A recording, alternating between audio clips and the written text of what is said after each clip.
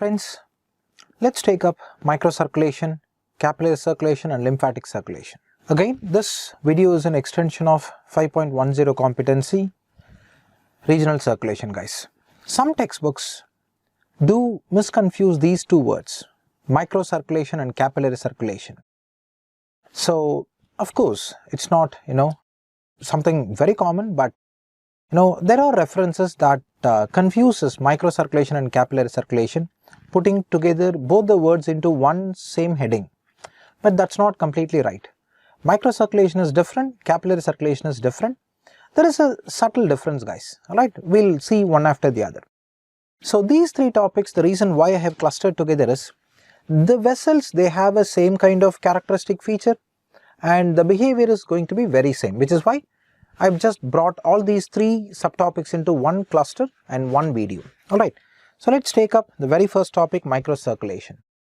At the outset, you should be familiar with the way a blood vessel branches out. A blood vessel begins as aorta, systemic circulation begins as aorta, it branches out into arteries. Arteries branches out into arteriole. So every vessel which begins from arteriole and after arteriole up to until venules is called as microcirculation. So we have arterioles, meta-arterioles, capillaries and venules. All these blood vessels, the blood flow and the dynamics of blood flow in these smaller vessels are collectively called as microcirculation. Alright, so at the outset, the word microcirculation infers the flow happening in arterioles, capillaries and venules guys. All these three vascular flow are collectively called as microcirculation, right? Since the parent vessel from which microcirculation begins is going to be arterioles, the dynamics of arterioles are going to be the topic of discussion in this subheading, microcirculation. Since capillary blood flow is discussed in a very separate topic, let me take up capillary circulation in a separate topic, doctors. Under the heading microcirculation, let us put our best focus on arteriolar blood flow and dynamics alone. Arterioles are vasculature which has got highest amount of smooth muscles. Alright, out of every single vasculature in vascular tree, it is the arterioles which has got highest amount of smooth muscles, and these smooth muscles are innervated by autonomic nervous system, especially sympathetics. And just because these smooth muscles are under the influence of sympathetics, and most of the time the sympathetic influences vasoconstriction, and because of arteriolar smooth muscle contraction and arteriolar constriction, the lumen is narrowed and resistance is increased all throughout the arterial tree. We call arterioles as resistance vessel. The reason why arterioles are also called as resistance vessel is, it is this vessel that offers maximum amount of resistance in a vascular circuit. This is because of sympathetic mediated smooth muscle contraction leading to arteriolar constriction, doctors. Right, let's get to see the arteriolar arrangement. What you are seeing here is an arteriole. This vessel is going to be an arteriole, and the direction of blood flow is indicated like this, which means this arteriole arises from an artery, and artery comes from aorta. So it is going to be aorta, artery, arteriole like that, and blood is flowing this way. You can see arterioles involving in blood flow in three different patterns.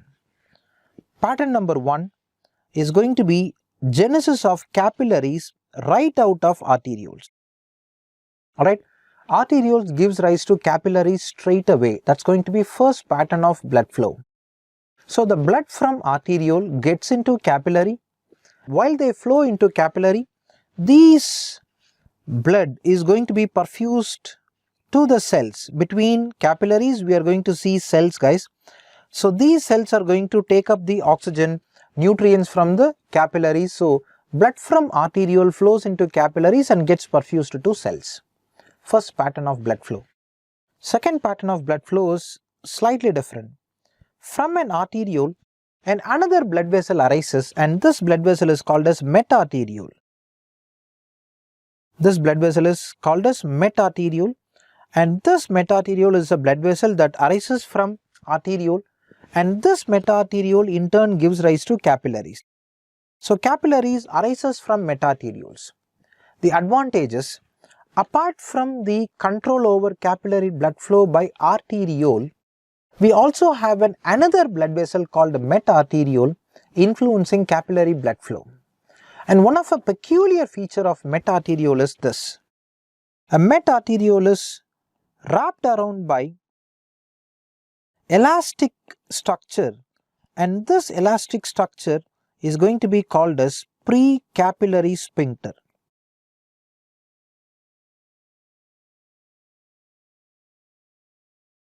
This elastic structure is called as precapillary sphincter, guys. We discussed precapillary sphincter in cerebral circulation as well. Alright, so what is precapillary sphincter?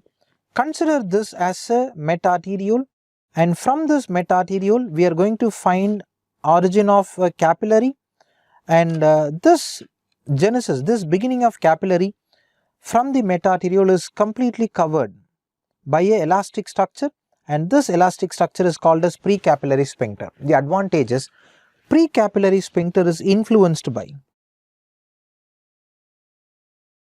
this is influenced only by metabolites. There is no influence over precapillary sphincter by any neural innervation or hormonal innervation or humoral factor. Humoral factors, hormonal factors have got no influence over precapillary sphincter. This is exclusively governed by metabolites like carbon dioxide, potassium, adenosine, nitric oxide, acidosis, H+ ion. These such kinds of metabolites are going to influence precapillary sphincter. When precapillary sphincters are relaxed, there is going to be more capillary blood flow. When precapillary sphincters are constricted, there is going to be less capillary blood flow, guys. So capillary blood flow is in turn controlled by precapillary sphincters, which is a part of metarteriole, and that's going to be the second mechanism with which arteriolar blood flows into capillary.